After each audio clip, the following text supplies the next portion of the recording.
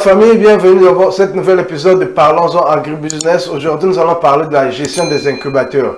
Pourquoi la gestion des incubateurs? Parce que avec les incubateurs, on produit les poussins de jour. On va parler de la gestion des incubateurs aussi. On va voir comment produire le poussin d'un jour, les paramètres des incubateurs. Ça va te permettre de optimiser ta production des poussins d'un jour et à la fin, il y aura un bonus sur comment tu peux fabriquer soi-même un petit incubateur. Ok? Pourquoi les incubateurs? Parce que avec les incubateurs, tu peux augmenter la capacité de production des poussins d'un jour. Comme je l'ai dit, le business de poulet de chair devient de plus en plus compétitif. Et il y a beaucoup de gens qui s'y mettent et la demande en poulet de chair dans nos pays devient de plus en plus, la demande grandit. Donc, et pour bien gérer ton business de poussin de jour, c'est comme je l'ai toujours dit, c'est mieux de maîtriser deux facteurs.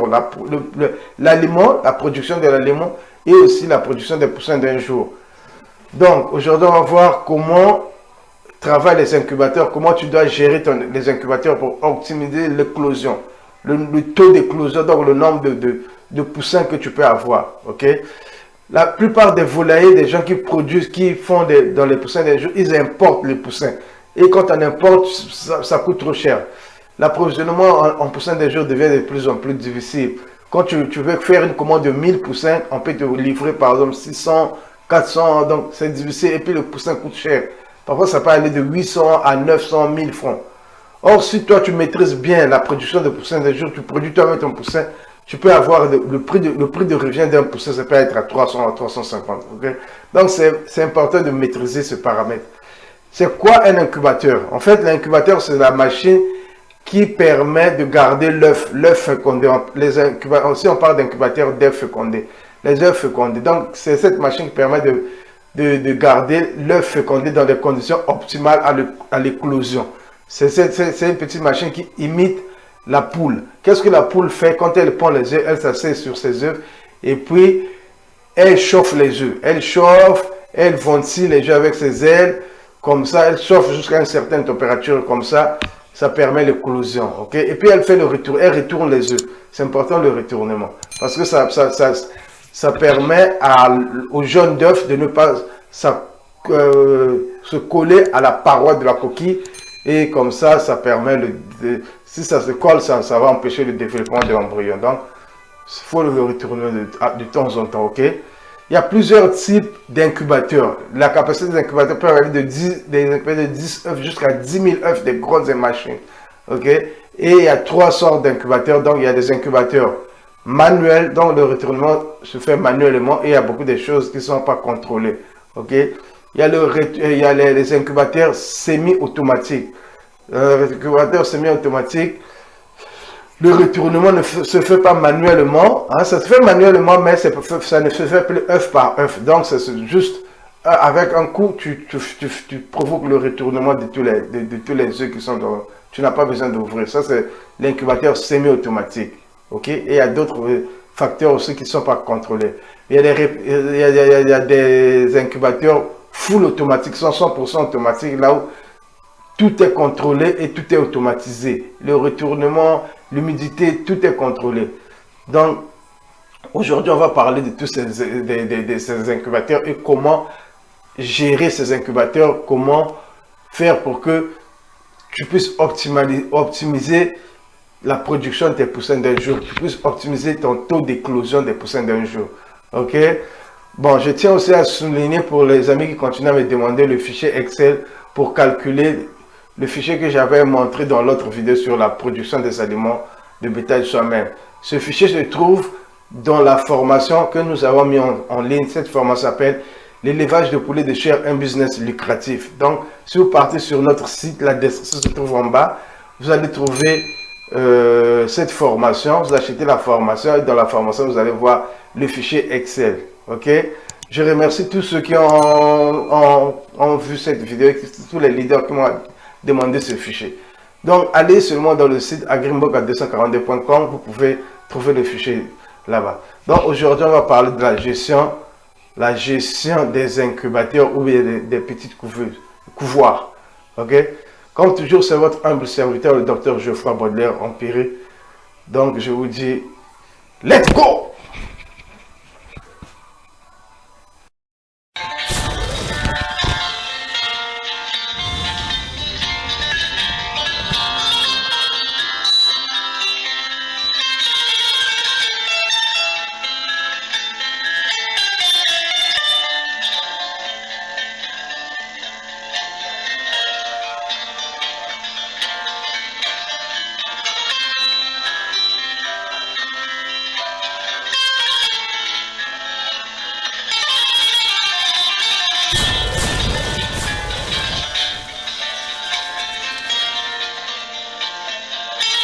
semi-automatiques et les automatiques. Ici, on va parler d'abord des incubateurs manuels. Donc, les incubateurs manuels, ce sont des incubateurs qui sont faciles à construire. C'est même, c'est ça le bonus. On va voir comment tu peux facilement construire un incubateur manuel.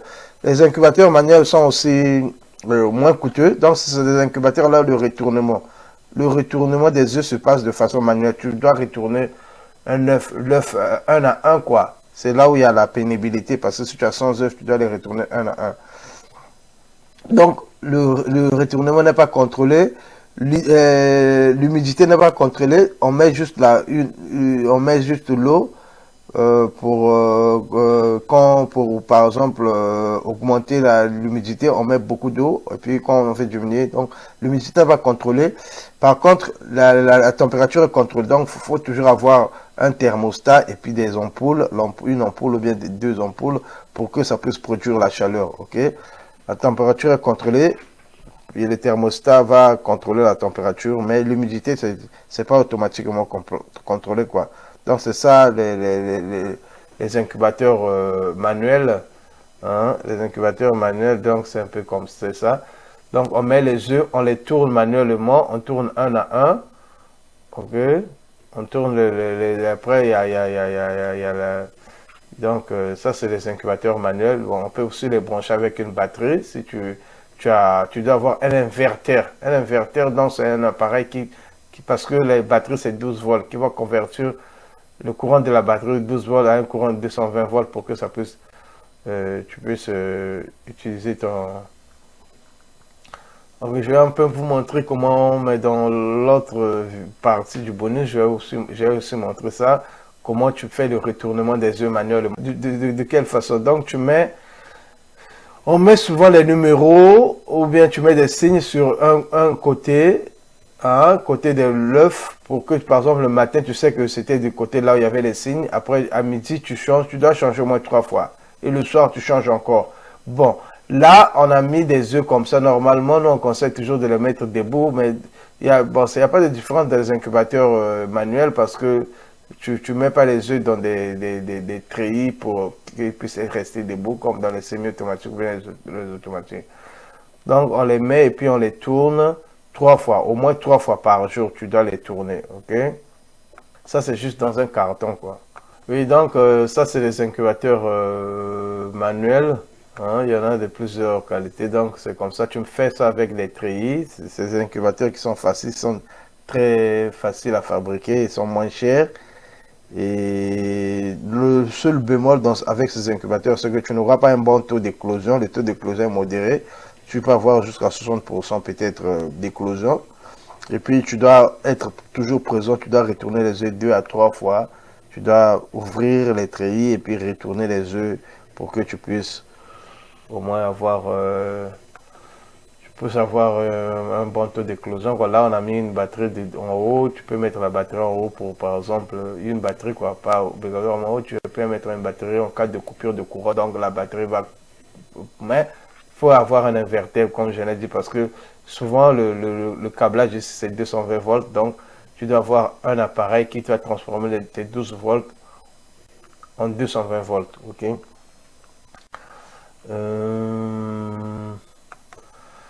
Ok, ça, on est en train de faire le câblage. Donc, les choses que tu as besoin pour un incubateur manuel, c'est juste un hydromètre qui va montrer l'hydromètre malgré sa contrôle. C'est pas un hydrorégulateur, ça contrôle pas l'humidité. Ça juste, ce que ça fait, c'est juste, ça montre le taux d'humidité. Un hydromètre, ok?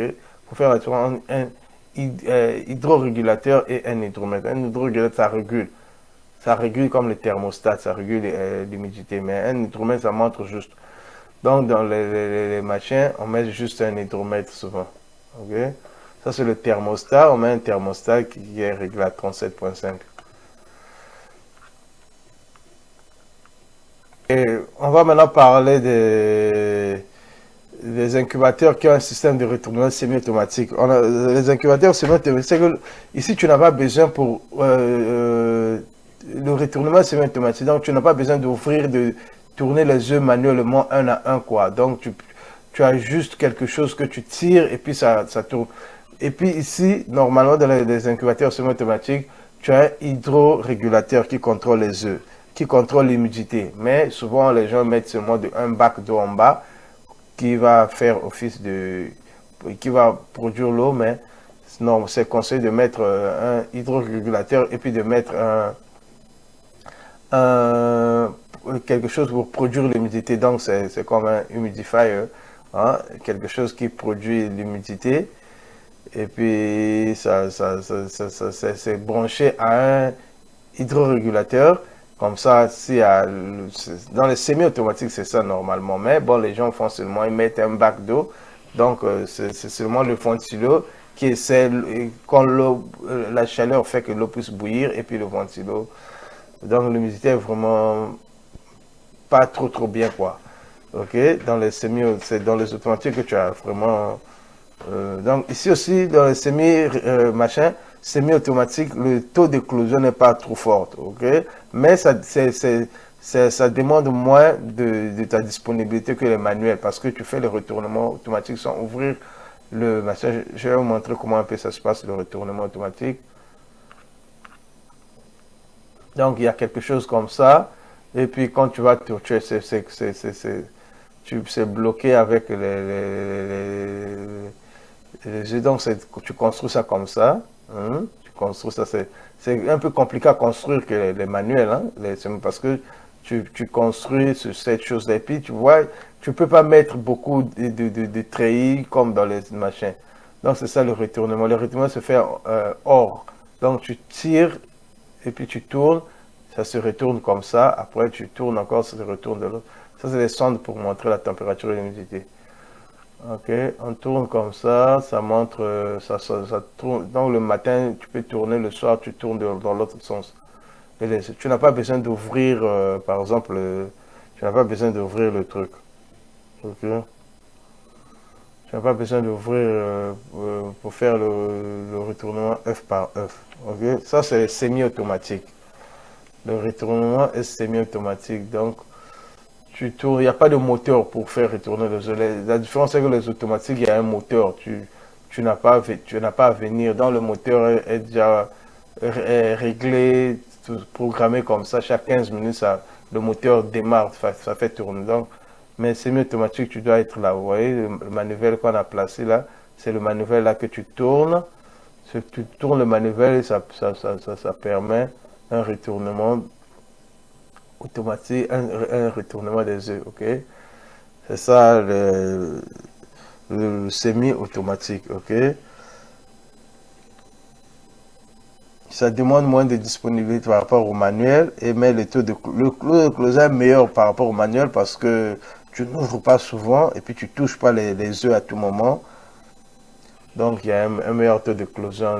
Donc, mais le problème c'est que c'est un peu compliqué à construire. En plus, tu dois avoir une grosse caisse pour avoir, par exemple, 200 œufs. Parce que ça, et puis, tu dois acheter des choses, des treillis comme ça en plastique pour que tes œufs puissent être debout, pour que ça ne se brise pas.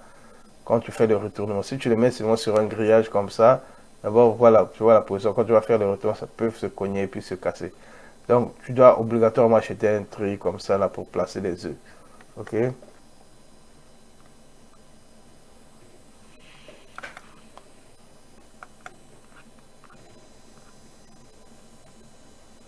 Et enfin, on a les incubateurs automatiques. Donc, les incubateurs full automatiques, c'est là où le retournement se fait de façon automatique. Tout est contrôlé aussi, l'hydromètre, l'humidité est contrôlée. Il y a quelque chose, il y a un hydrorégulateur. Hein. Donc, il y a des bacs à eau qu'on met. Et puis, ici, ça se fait pas voir. Il y a le bac d'éclosion, le bac à eau. Donc, l'humidité est contrôlée. Quand ça produit, il y a quelque chose qu'on met qui fait bouillir l'eau et puis ça produit l'humidité ou bien on met un petit appareil qu'on appelle comme producteur d'humidité et puis ça produit l'humidité et puis comme ça quand l'humidité atteint un niveau par 60% ça s'arrête, ça bloque et puis quand ça baisse ça met encore mal. Ça c'est le moteur pour le retournement de jeu. Le moteur aussi est contrôlé par cet ordinateur-là qui est en haut là. Dès qu'il y a le taux, ça atteint le taux voulu, ça s'arrête carrément quoi.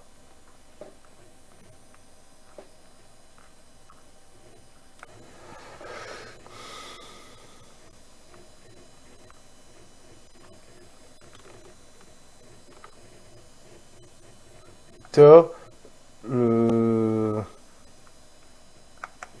le moteur qui est ici, ça fait tourner maintenant le moteur là maintenant quand on met ça dans l'incubateur, le moteur est branché à comme l'ordinateur qui est en haut là, c'est l'ordinateur là qui donne le signal au moteur que chaque 2 minutes par exemple il doit tourner, ok?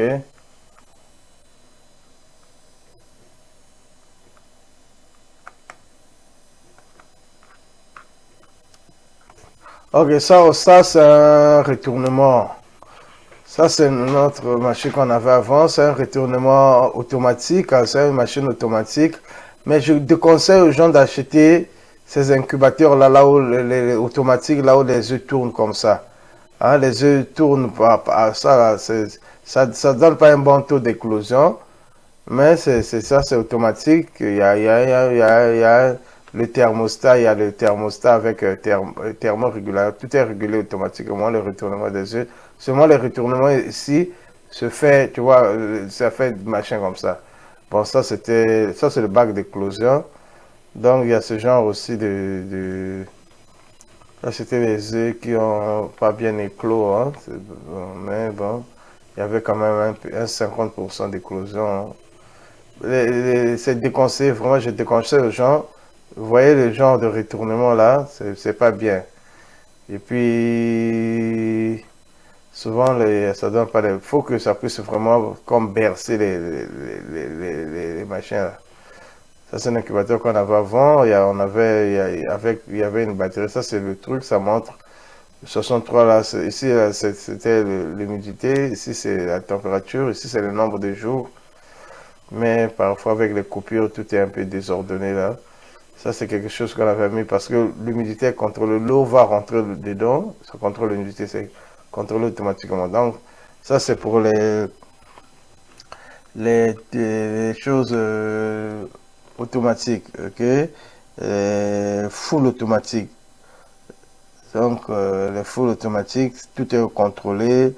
L'humidité, la ventilation est contrôlée par un mini ventilateur qui est à l'intérieur. Donc, c'est un peu ça, quoi. Ça coûte cher, les appareils, mais ça te demande pas d'être là, de tourner les œufs. Et puis, tout est automatique, quoi. Tu mets ça seulement. Après 18 jours, tu changes, tu mets dans les bacs d'éclosion. Et puis, tout est bien. Ok, maintenant, on va parler de la gestion. La gestion des incubateurs.